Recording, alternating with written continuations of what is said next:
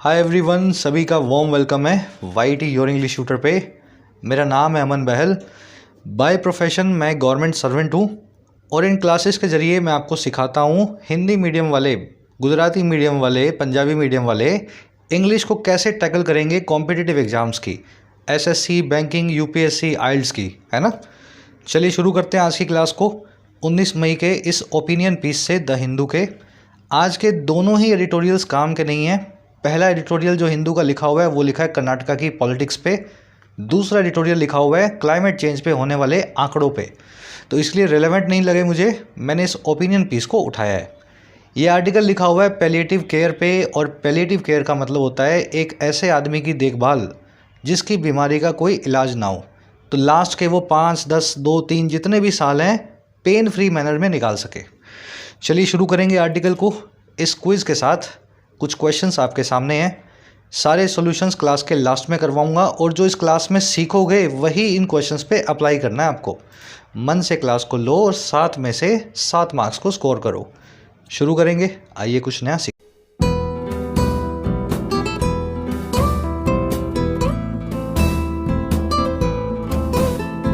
चलिए, कह रहा है जी Kerala an exemplary story in palliative care.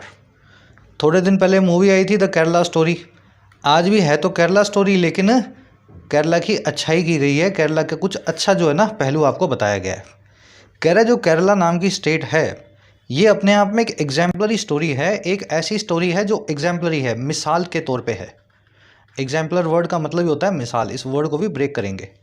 कह रहे जी जो अपने आप में मिसाल भरी कहानी है पैलिएटिव केयर के मामले में, ऐसी केयर के मामले में जिसमें टर्मिनली इल पेशेंट्स को केयर दी जाती है, ऐसे पेशेंट जिनकी बीमारी का कोई इलाज ही नहीं है, बस हमें पता है कि 2 साल 3 साल में किसी लाइफ थ्रेटनिंग डिसीज से इनकी डेथ होने वाली है, तो पेनफुल मैनर में ये बाकी का अपना वक्त बिता सकें, इसी को इंग्लिश में बोलते हैं पैलिएटिव केयर। आगे बात समझ में, तो केरला ने कुछ इस रीजन में, इस फील्ड में कुछ अच्छा करके दिखाया है, तो एग्जाम्पलरी स्टोरी है। चलिए एग्जाम्पलरी वर्ड को देखेंगे। एग्जाम्पलरी का मतलब होता है मिसाल भरा, इसको एडमायरेबल, कमेंडेबल या एक्सेप्शनल भी बोल सकते हैं। आगे इस वर्ड के ब्रेक करके आपको कुछ सिनोनिम्स दूंगा जब अपने वोकैब वाले सेक्शन में आएंगे। पैलिएटिव केयर आपने देख लिया। अब देखो पैलिएटिव केयर जो आपने भी वर्ड सीखा है ना, इस वर्ड से 2 वन वर्ड्स और बनते हैं। पहले तो पैलिएटिव वर्ड का मतलब निकाल लो, इसका मतलब होता है एलिविएटिंग या रिलीविंग, मलहम लगाने वाली केयर।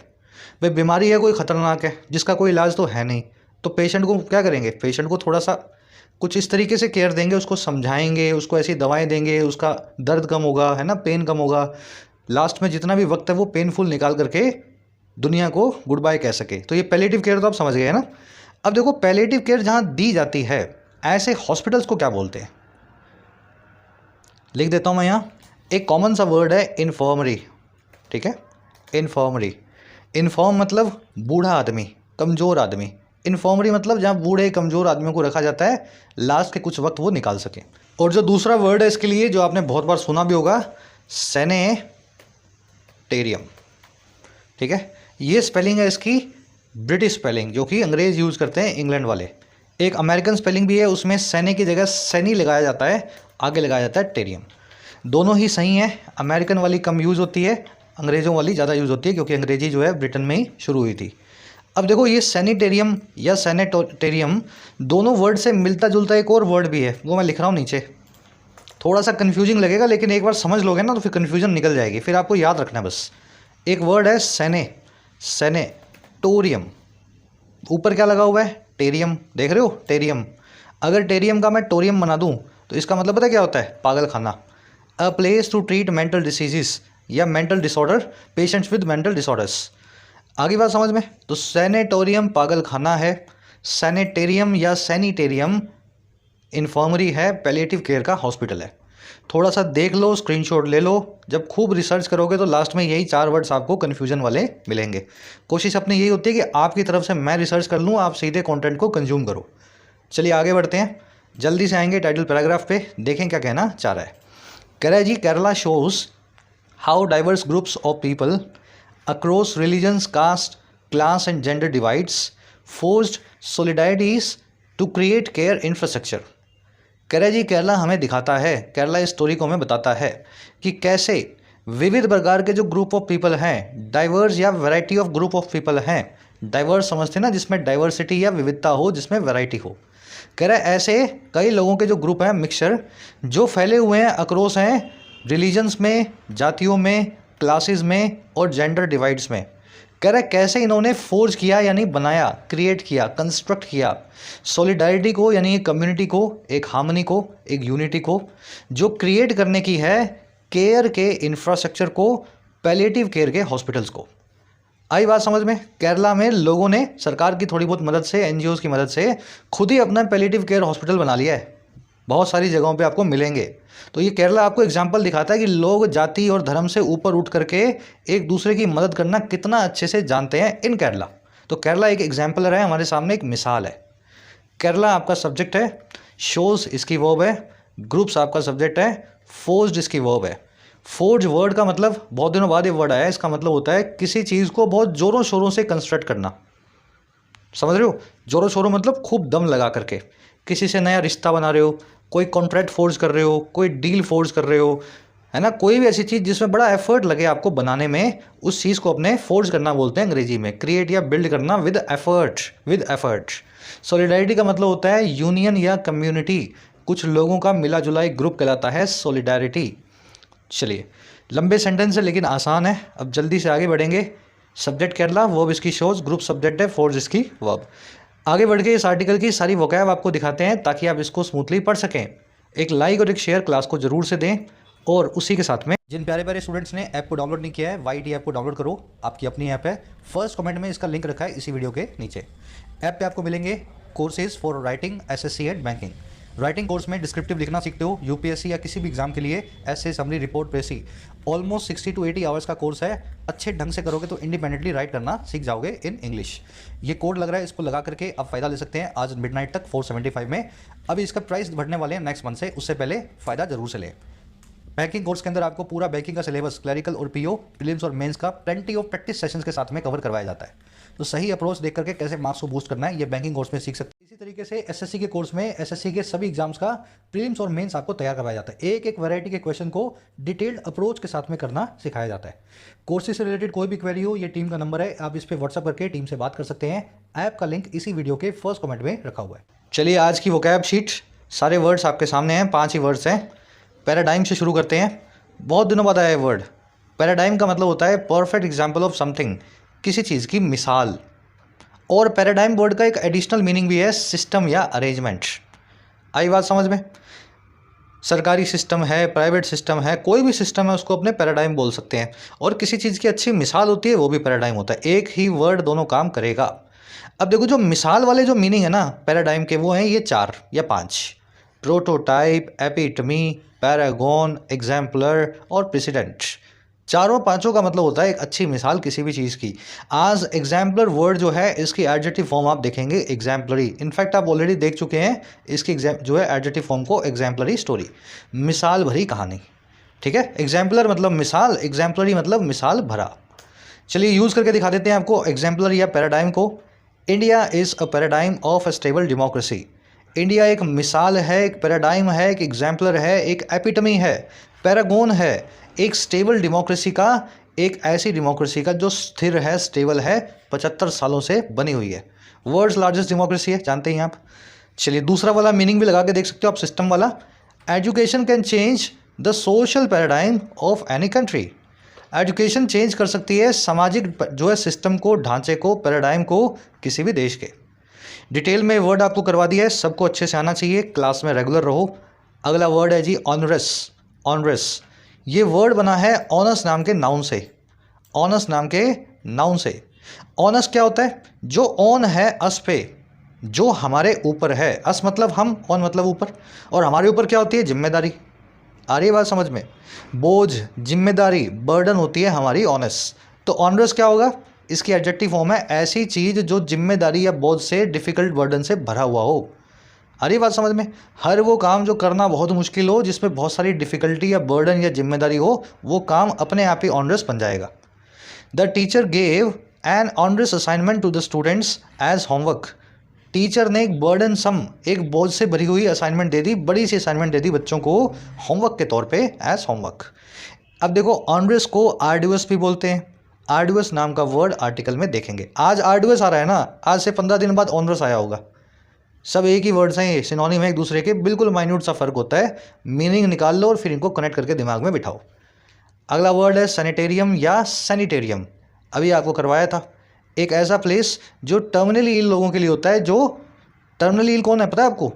ऐसा आदमी जो बीमार है, इल है और टर्मिनल स्टेज पे है, वो इसी बीमारी में अपनी जान देगा, ये बात आपको पहले से पता है। टर्मिनल मतलब टर्मिनेशन होता है ना, किसी आदमी का एंड होता है। तो टर्मिनली इल आदमी वही है जो अपने अंत के कगार पे है और हमेशा बीमार रहता है। आपको देखते ही पता लग रहा है कि इसका कोई इलाज नहीं है। तो ऐसे लोगों को सैनिटेरियम या सैनिटोरियम में रखा जाता है। अच्छी जगहें होती हैं यहाँ पे, इन लोगों को मन से खुश रखा जाता है, दवाएं दी जाती हैं, दिमाग सेट रखा जाता है ताकि ये बच्चा कुछ टाइम अच्छे से स्पेंड करें।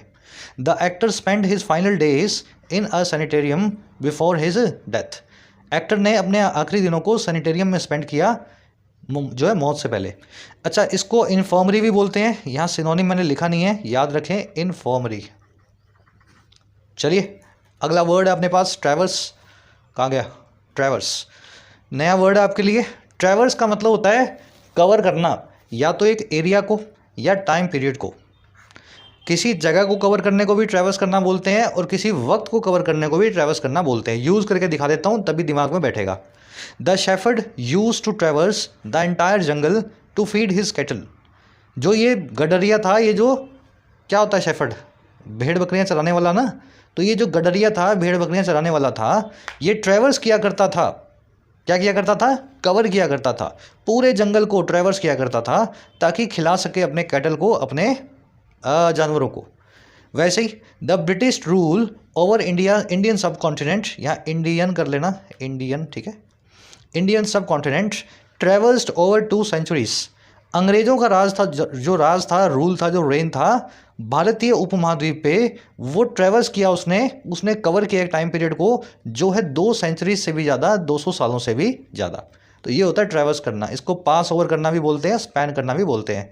चाहे एरिया हो चाहे टाइम पीरियड हो, दोनों जगह इसको यूज़ करेंगे। आज ये वर्ड आर्टिकल में एरिया के लिए यूज़ होता हुआ देखेंगे। लास्ट वर्ड है इसका ड्वेल। देखिए ड्वेल वर्ड के 2 मीनिंग होते हैं। एक तो किसी चीज़ पे बहुत सोचते रहना, करूं या ना करूं, और दूसरा कहीं का वाशिंदा होना, कहीं को ओरिजिनेट या लिव इन करना। जैसे आप ड्वेल करते हैं यूपी में, तो आप एक ड्वेलर हैं यूपी के। और अगर आप बहुत टाल मटोल करते हैं किसी काम में, तब भी आप एक ड्वेलर हैं, आप बहुत सोचा करते हैं। तो ज़्यादा सोचने को भी ड्वेल करना और कहीं पर रहने को भी ड्वेल करना, दोनों वर्ड्स एक ही हैं, मतलब एक ही वर्ड के दोनों मीनिंग्स हैं। यूज़ करके दिखाएंगे। Stop dwelling and take action. Dwelling करना बंद करो, सोचना बंद करो और काम करना शुरू करो, टेक एक्शन करो। तो ये तो पहला वाला मीनिंग हो गया। दूसरा मीनिंग है discrimination against women dwells in the mindset of our parents.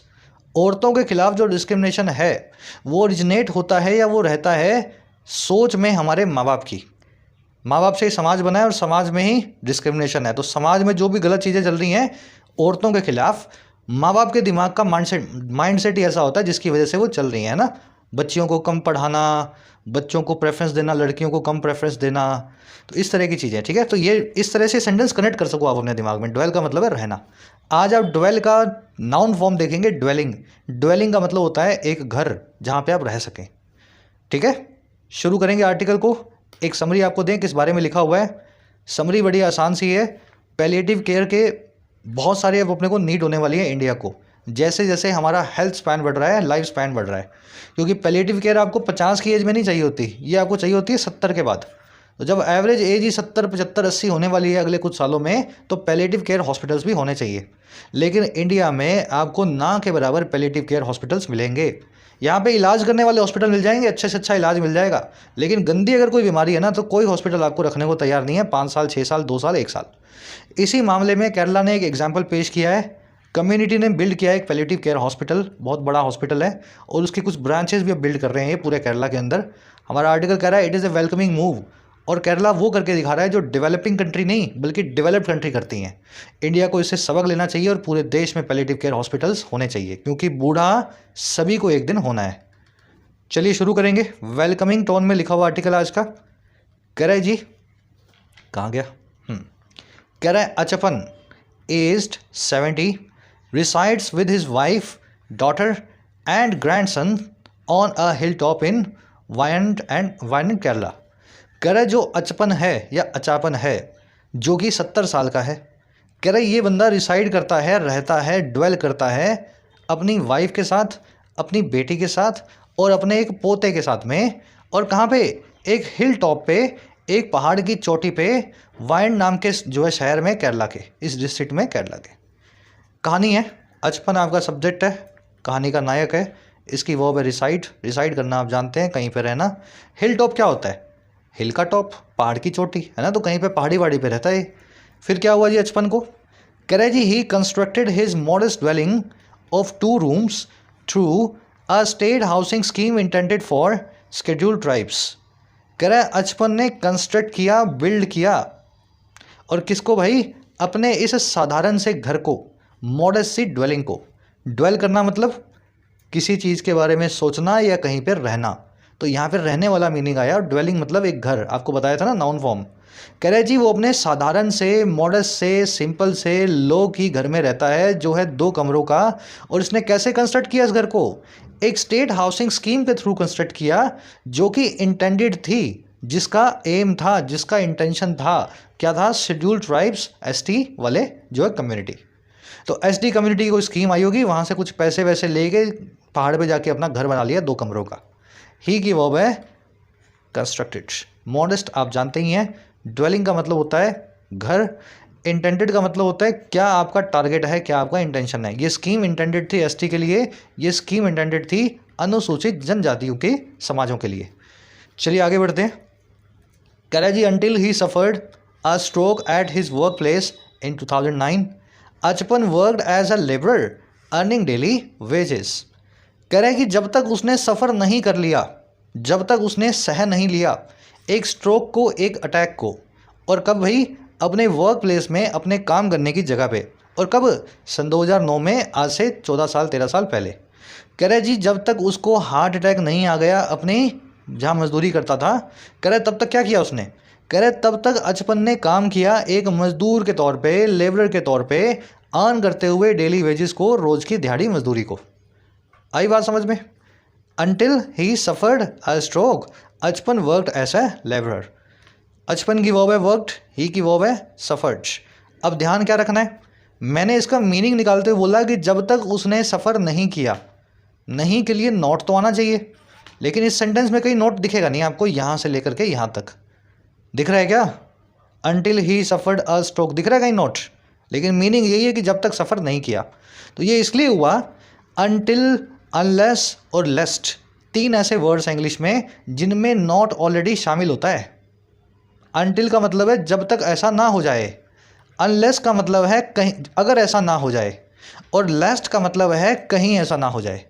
आज ये कॉन्सेप्ट डिटेल में नहीं करवा रहा हूँ, सिर्फ ब्रीफली बता रहा हूँ, सबको आता है, आपको क्लासेस में रेगुलर हो तो ये कॉन्सेप्ट बार बार रिपीट होता है, ठीक है। अब आपको याद करवा रहा हूँ मैं खाली, अनटिल, अनलेस और लेस्ट, कहीं ऐसा ना हो, अगर ऐसा ना हो, जब तक ऐसा ना हो। तो ना में ना ऑलरेडी आ चुकी है, इसलिए याद ये रखना है इनके बाद आने वाले क्लोज में कभी भी नॉट नहीं लगेगा, लेकिन मीनिंग नॉट वाला आ जाएगा, ठीक है।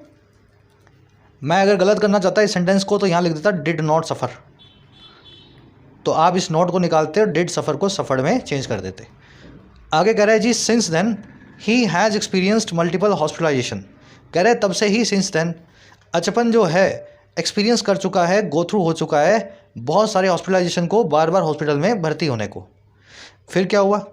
इन order to receive necessary followups and medications, Achappan endured the arduous task of traversing at least 12 kilometres across the hilly terrain to reach the nearest government medical facility.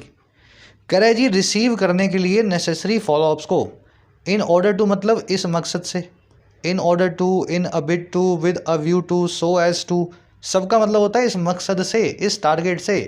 कह रहे जी इस मकसद से जो था रिसीव करने का, पाने का जरूरी फॉलोअप्स को। फॉलोअप्स क्या होते हैं? डॉक्टर के पास गए, डॉक्टर ने 5 दिन की दवाई दी, फिर बोला जी 6वें दिन आ जाना, चेक करवाना और आगे की दवा लिख के देंगे। तो जो 6वें दिन आपको बुलाया है ना, ये आपका फॉलोअप है। इलाज के बाद में आप डॉक्टर को फिर फॉलो करते जा रहे हो। कह रहे जी इसके लिए, और मेडिकेशंस के लिए यानी दवाइयों के लिए, अचपन नाम का जो आदमी था, बूढ़ा आदमी, ये एंड्योर करता था, सहता था इस बहुत ही बोझिल, आर्डुअस ऑनरस टास्क को, काम को जो है ट्रैवर्स करने का, गो थ्रू करने का, पास ओवर करने का, जो है ट्रैवल करने का कम से कम 12 किलोमीटर्स को, और किसकी तरफ, अक्रॉस हिली टेरेन, पूरे के पूरे हिली टेरेन के अक्रॉस, पूरे के पूरे जंग जो है पहाड़ी इलाके के पार। और क्यों, ताकि रीच कर सके, पहुंच सके नज़दीकी गवर्नमेंट मेडिकल फैसिलिटी में, सबसे नज़दीकी सरकारी अस्पताल में। तो ये इसकी बचपन की समस्या थी। 12-12 किलोमीटर ये चल के, साइकिल चला के कैसे भी जाता होगा अपना जो है फॉलोअप करवाने और दवा लेने के लिए अस्पताल तक। बचपन की वर्ब है एंड्योर्ड, इन ऑर्डर टू इसका मतलब होता है इस मकसद से, आर्डुअस का मतलब होता है ऑनरस, बोझिल, बर्डनसम, बड़ा ही मुश्किल काम कहलाता है आर्डुअस, ये वर्ड आपको करवाया था। ट्रैवर्स करने के दो मीनिंग है, या तो किसी एरिया को कवर करना या किसी टाइम पीरियड को कवर करना। याद है ना दोनों मीनिंग्स, एरिया या टाइम को कवर करने को ट्रैवर्स करना बोलते हैं। शेफर्ड कवर करता था पूरे जंगल को, और ब्रिटिश लोगों ने कवर कर लिया 200 सालों को। ठीक है, चलिए और कुछ देखने वाला इसमें है नहीं। इन ऑर्डर टू वाला आपको बता देते हैं फॉर्मूला, ऑलरेडी आप जानते भी होंगे। In order to, in a bit to, so as to, and with a view to, चारों का मतलब एक ही है। आप चारों को इंटरचेंजेबली यूज़ कर सकते हैं, लेकिन ध्यान ये रखना है इन तीनों के बाद में बेस फॉर्म आएगी, चौथे के बाद में वर्ब की आईएनजी फॉर्म आएगी। ठीक है, यहाँ पे लिखूंगा VING। मान लीजिए यहाँ पे इन ऑर्डर टू की जगह सो एज टू लिखा होता, सो एज टू लिखा होता तो भी ये ठीक था रिसीव, लेकिन विद अ व्यू टू लिख दूँ ना मैं इसको हटा के, विद अ व्यू टू, तो फिर रिसीविंग लिखना पड़ेगा, वर्ब की फॉर्म चेंज हो जाएगी। आगे कह रहे हैं जी, however in 2018 a community palliative care organisation based in Wayanad took protective measures to improve Achappan's situation. कह रहे हैं हालांकि 2018 में क्या हुआ, 2009 से 18 तक ये भागता रहा बेचारा, फिर 10 साल बाद क्या हुआ जी, 9 साल बाद एक समाज की पैलिएटिव केयर ऑर्गेनाइजेशन थी, इन्फर्मरी वाली एक जो है हॉस्पिटल था जो बेस था वायनाड में, इसने ले लिया प्रोएक्टिव मेजर्स को। प्रोएक्टिव का मतलब होता है सामने से किसी मेजर को लेना, आपको किसी ने कहा नहीं, आप खुद से ले रहे हो आगे बढ़ के, तो उसने आगे बढ़ के कदम को उठाया, प्रोएक्टिव मेजर्स को टेक किया ताकि इंप्रूव कर सके बचपन की सिचुएशन। तो एक आदमी के लिए इन्होंने बचपन के गांव में पैलिएटिव केयर हॉस्पिटल खुलवा दिया। आ रही बात समझ में। ऑर्गेनाइजेशन की वर्ब है टुक। ठीक है, टुक, टेक मेजर मतलब कदम उठाना, टेक एक्शन करना। प्रोएक्टिव मैंने आपको बता दिया, सामने से कराना, किसी ने आपको कहा नहीं, खुद अपने पैशन से आप कोई काम कर रहे हैं। तो कह रहे they arrange regular visits by a nurse and team of volunteers to his home, providing free medicine and facilitating doctor appointments whenever necessary. कह रहा है इन लोगों ने अरेंज किया रेगुलर विजिट को एक नर्स और टीम ऑफ वॉलंटियर्स की। एक नर्स आती थी और कुछ साथ में सहायक होते थे, वॉलंटियर होते थे, जो अपनी वॉल्यूशन से, अपनी इच्छा से इस काम में शामिल होते थे। वॉलंटियर वही होता है जिसको कुछ करने को कहा ना गया हो, खुद आगे वो बोले कि मैं करके दिखाऊंगा।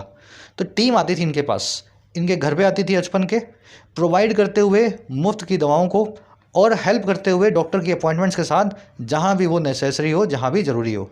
घर पे ही हॉस्पिटल खुल गया बचपन के, देखी वो है अरेंज्ड।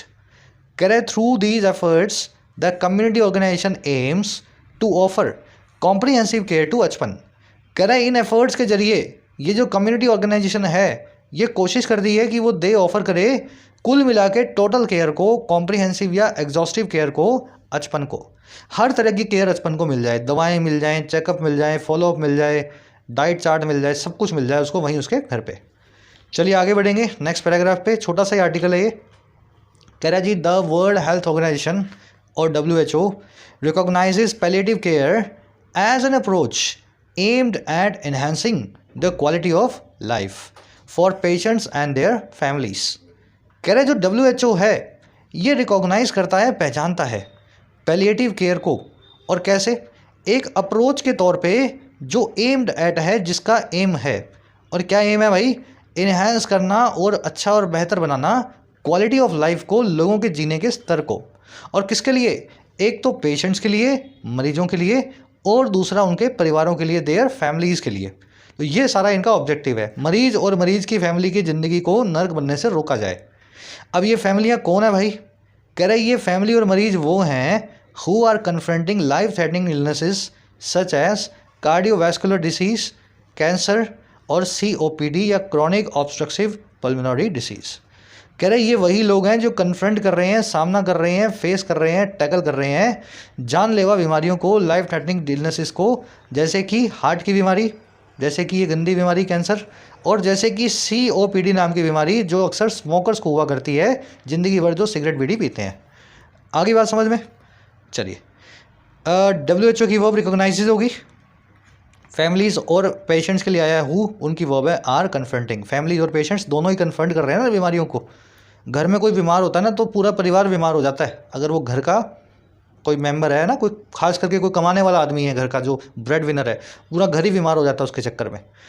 चलिए, ये बीमारियां आपने सब सुनी होंगी। आगे बढ़ते हैं। कन्फ्रंट करने का मतलब होता है किसी चीज़ को फेस या इनकाउंटर करना। COPD मैंने आपको बताया ये एक लाइफस्टाइल डिसीज़ है, जनरली नहीं होती आपको। अगर सिगरेट विगरेट के शौकीन हो आप, और वो भी हैवी स्मोकिंग करते हो, तो लास्ट के आपके कुछ सालों में COPD आपको रहेगी, आप खांसते रहोगे सारा दिन। करे 2018 Lancet commission on palliative care and pain relief labels such conditions as instances of serious health related suffering which necessitate not only medical interventions but also physical, social, spiritual and emotional support। लंबा sentence है।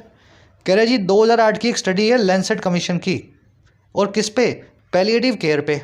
अच्छा, और किस पे? Pain relief पे। Palliative care में pain relief ही तो होता है आपको, है ना, बीमारी तो सही करेंगे नहीं, बस आपका दर्द कम कर देंगे।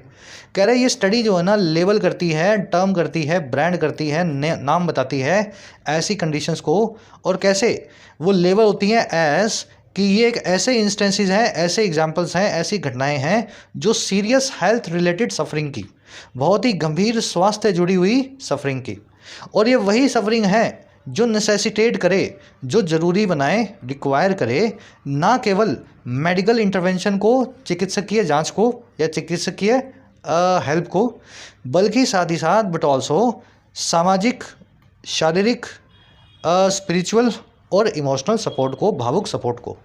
आ रही बात समझ में? तो लैंसेट की स्टडी में यही बताया हुआ है कि पैलिएटिव केयर में ना बहुत सीरियस हेल्थ रिलेटेड सफरिंग होगी, पेशेंट को बड़ा दर्द होगा, दिल से बड़ा टूटा हुआ होगा, उसका परिवार भी टूटा हुआ होगा, मरते हुए उसको देखता होगा, और इसमें मेडिकल इंटरवेंशन तो चाहिए, साथ साथ इस तरह का सपोर्ट भी चाहिए होता है उस परिवार को, कम्युनिटी से और सरकार से।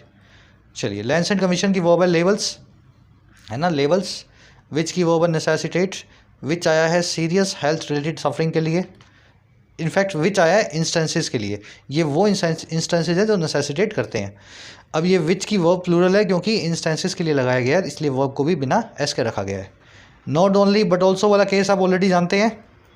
नॉट ओनली के बाद में जिस टाइप ऑफ वर्ड को यूज़ कर रहे हैं, बट ऑल्सो के बाद में भी उसी टाइप ऑफ वर्ड को यूज़ करें। ना केवल मेडिकल इंटरवेंशन चाहिए बल्कि इस सारी तरह का सपोर्ट भी चाहिए। आ रही है ना बात समझ में? यहाँ भी नॉट ओनली के बाद में नाउन, ये पूरा नाउन फ्रेज, और यहाँ भी बट ऑल्सो के बाद में भी नाउन। तो नाउन को नाउन से, वर्ब को वर्ब से, एडजेक्टिव को एडजेक्टिव से, एडवर्ब को एडवर्ब से, है ना, मिलाने का काम करता है नॉट ओनली बट ऑल्सो। एक ही तरह के वर्ड मिलेंगे, अलग अलग टाइप के वर्ड्स नहीं मिलेंगे। चलिए आगे बढ़ते हैं। कह रहे जी alarmingly more than 80% of individuals who experienced serious health related sufferings in 2015 hailed from low and middle income countries। कह रहे जी अलार्मिंग बात यह है, चेताने वाली बात यह है, क्रिटिकल या बात सीरियस बात यह है, 80% से ज़्यादा या 80% से ज़्यादा जो लोग थे, इंडिविजुअल्स थे, जिन्होंने सहा या एक्सपीरियंस किया बहुत ही गंभीर हेल्थ रिलेटेड सफरिंग को, गंभीर बीमारियों को, सन 2015 में। कह रहे ये लोग हेल फ्रॉम करते थे, ये लोग ओरिजिनेट होते थे, ये लोग रहते थे या कम फ्रॉम करते थे लो और मिडिल इनकम कंट्रीज से, ऐसे देशों से जो विकसित नहीं है, जो वेस्टर्न कंट्रीज़ को छोड़ दो, उसके अलावा जो बचे हुए देश हैं, अफ्रीका के, एशिया के, है ना। आगे बात समझ में? चलिए, अलार्मिंगली आपको बता दिया मैंने, ऐसी चीज़ जो आपको अलार्म कर दे, जो बड़ी सीरियस या क्रिटिकल हो आपके लिए। हु की वर्ब एक्सपीरियंस्ड, हु आया इंडिविजुअल्स के लिए। चलिए, ये जो इंडिविजुअल्स है ना, 80% ऑफ इंडिविजुअल्स, ये एक सब्जेक्ट है। एक सेकंड मैं इसको कलर दे दूं। 80% ऑफ इंडिविजुअल्स, और इसकी वर्ब है हेल्ड फ्रॉम। ठीक है, सब्जेक्ट वर्ब का पेयर यहाँ भी था एक जो मैंने मिस कर दिया, ये इसकी वर्ब होगी, हु इसकी वर्ब होगी। हेल फ्रॉम करना मैंने आपको बता दिया, कहीं से आना। अगर आप यूपी से आते हो ना तो बोल दो आई हेल फ्रॉम यूपी। अगर आप जयपुर के रहने वाले हो तो बोलो आई हेल फ्रॉम जयपुर। अहमदाबाद के रहने वाले हो तो आई हेल फ्रॉम अहमदाबाद, है ना। इसको अपनी रूटीन लैंग्वेज में यूज़ करो, जहाँ से भी हेल फ्रॉम करोगे आप। चलिए, कह रहे जी as a middle income country grappling with an aging population and an increasing burden of non-communicable diseases, India faces significant challenges in adequately addressing widespread instances of serious health related suffering. अब कह रहे हैं जो ये 80% लोग थे middle income country में, तो इंडिया भी तो वहीं आता है। तो कह रहे हैं हम भी तो एक मिडिल इनकम कंट्री हैं, as a middle income country जो ग्रैपल विद कर रही है एक बूढ़ी हुई होती हुई आबादी से। इंडिया की आबादी अब बूढ़ी होती जा रही है, अभी तो बड़ी यंग है ना, 20 सालों में 30 सालों में आप देखोगे आबादी बहुत बूढ़ी हो जाएगी, एवरेज एज। तो कह रहे हैं एक मिडिल इनकम कंट्री के तौर पे जो ग्रैपल विद कर रही है एक एज करती हुई पॉपुलेशन से, बूढ़ी होती हुई आबादी से, और एक लगातार बढ़ती हुई बर्डन से जो है नॉन कम्युनिकेबल डिसीजेस की, ऐसी बीमारियां जो कम्युनिकेशन से नहीं फैलती हैं, जैसे कि कैंसर, जैसे कि डायबिटीज़। कह रहा है इस तरह पे ना इंडिया फेस करता है बड़े बड़े चुनौतियों या चैलेंजेस को, और किस काम में, पर्याप्त तौर पे, सफिशिएंट तौर पे एड्रेस करने में, संबोधित करने में, सॉल्यूशन करने में। हर तरफ फैले हुए इंस्टेंसेस को, हर तरफ वाइड स्प्रेड जो है उन जो है घटनाओं को, जो है सीरियस हेल्थ रिलेटेड सफरिंग की, बहुत ही गंभीर बीमारियों से सफ़र करने की। तो पॉपुलेशन जितनी बूढ़ी होगी उतनी ज़्यादा पैलिएटिव केयर चाहिए होगी, और आने वाले टाइम में बड़ा चैलेंजिंग होने वाला इंडिया के लिए। आपको नॉन कम्युनिकेबल बीमारियां हर जगह देखने को मिलेंगी, hypertension, diabetes, cancer, heart disease, है ना। इंडिया की वर्ब है फेसिस। नॉन कम्युनिकेबल मतलब जो कम्युनिकेशन से ना फैले, जो आप खुद ही कमाओगे और खुद ही भुगतोगे, किसी दूसरे को नहीं दे सकते जो बीमारी, है ना। कोविड तो फैल जाती है, जुकाम तो फैल जाता है। वाइड स्प्रेड का मतलब है हर तरफ फैला हुआ, यूबिक्विटस बोल दो, यूनिवर्सल बोल दो, है ना। प्रेवलेंट बोल सकते हैं, परवेसिव भी बोल सकते हैं। कह रहे जी alarmingly the coverage for palliative care India remains meagre with only approximately 4% of the population receiving such services. कह रहे अब अलार्मिंग बात ये भी है कि जो कवरेज है ना इस तरह की केयर की भारत में, ये बनी हुई है ना के बराबर है या नहीं, एक ही बात है, मीगर है, बिल्कुल थोड़ी सी, तुच्छ सी। कह रहे और कैसे, ओनली 4% लोगों के या पॉपुलेशन में, आबादी में रिसीव करने के साथ ही इन सर्विसेज को 100 में से 96 को ये सर्विस नहीं मिल पाती। कह रहा है and even those are disproportionately concentrated in major urban center. यहाँ तक कि ये जो 4% भी हैं ये अनइवनली, डिस्प्रोपोर्शनेटली कंसंट्रेटेड हैं, फोकस्ड हैं, केंद्रित हैं भारत के अर्बन सेंटर्स में, दिल्ली में, मुंबई में, कलकत्ता में, चेन्नई में। आ रही बात समझ में। तो बहुत कम लोगों को ये पैलिएटिव केयर इंडिया में मिलती है, बड़ी अलार्मिंग बात है। और जो थोड़े बहुत लोगों को मिलती है ये गाँवों में नहीं मिलती, बड़े शहरों में बड़े पैसे वाले लोग इस केयर को ले पा रहे हैं। कवरेज की वर्ब है रिमेन्स। अलार्मिंगली मतलब चिंता करने वाले तौर पे, ना, चिंताजनक तौर पे। मेगर का मतलब होता है तुच्छ, इनसिग्निफिकेंट, क्लोज टू नथिंग, है ना। दोज की वर्ब है आर। डिस्प्रोपोर्शनेटली का मतलब होता है अनइवनली। सारे के सारे 4% जो है ना वो कंसंट्रेटेड हैं, वो फोकस्ड हैं अर्बन सेंटर में। होना तो सब जगह चाहिए हर तरह के लोगों को, लेकिन ये 4% लोग आपको बड़े शहरों में डिस्प्रोपोर्शनेटली केंद्रित होते हुए, कंसंट्रेट होते हुए मिलेंगे। कह रहे जी however Kerala stands in stark contrast to the rest of India. कह रहा है हालांकि केरला खड़ा है बिल्कुल साफ से कॉन्ट्रास्ट में, साफ से विरोधाभास में बाकी बचे हुए भारत के सामने। कह रहे कैसे, as it's palliative care model serves as a global benchmark for its inclusive and comprehensive care infra। कह रहे क्योंकि इसका जो पैलिएटिव केयर का जो मॉडल है, जहाँ पे लोग खुद ही NGO मिल के पैलिएटिव केयर जो है सिस्टम बना के बैठे हैं, लोगों के घर जाके लोगों को इलाज दे रहे हैं, ये सर्व करता है एक इंटरनेशनल बेंचमार्क के तौर पे, अंतर्राष्ट्रीय कसौटी के तौर पे, स्टैंडर्ड के तौर पे, जो है इंक्लूसिव और कॉम्प्रिहेंसिव केयर का।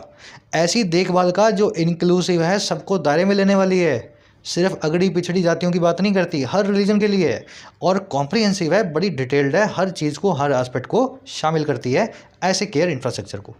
तो आपने याद है ना, बचपन जो है ST का आदमी है, कोई सुवर्ण जाति का आदमी नहीं है, इसके घर भी आकर के इसको पहाड़ की चोटी पे डॉक्टर देख करके जा रहे हैं। तो इस तरीके से इंक्लूसिव और कॉम्प्रिहेंसिव केयर जो है केरला देने का इंटेंशन रखता है।